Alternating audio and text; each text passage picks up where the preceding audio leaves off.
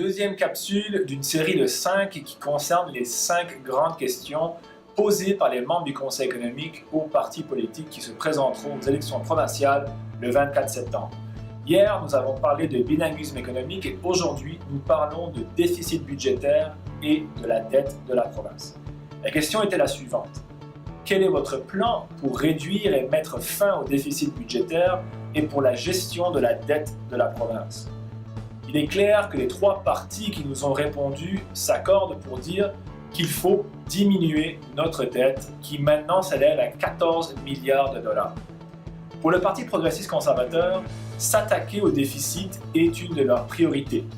Mais ils veulent aussi s'assurer que chaque dollar d'impôt est utilisé à bon escient et ce de façon raisonnable. Et qu'il faut maintenir un contrôle budgétaire. Pour le Parti libéral, des déficits sont à prévoir au cours des prochaines années, mais qui représentent seulement 1,3% des dépenses sur l'ensemble de leur plan pluriannuel. Ce plan-là prévoit des légers déficits pour cette année et pour les 2 prochaines années. Cependant, le Parti libéral nous dit qu'il sera suivi d'un excédent structurel en 2021.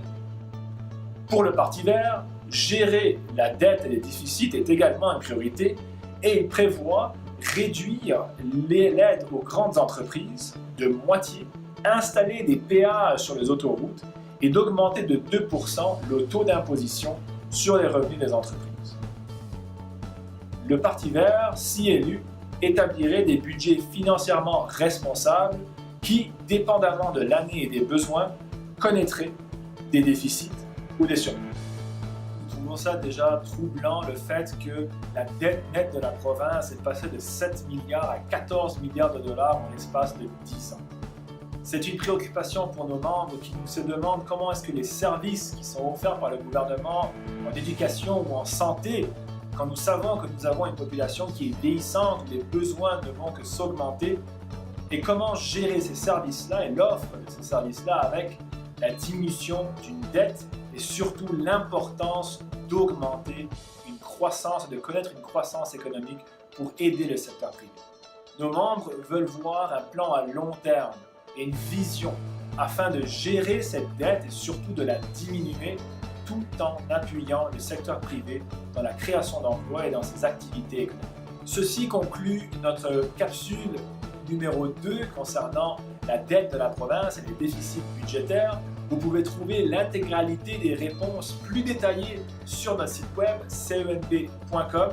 N'hésitez pas à partager vos commentaires sur nos médias sociaux ou par courriel.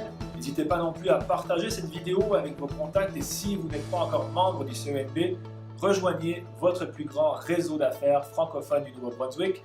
Demain, nous parlerons de taxation compétitive, un autre dossier très important pour nos entreprises ici au Nouveau-Brunswick. Et d'ici là, à bientôt.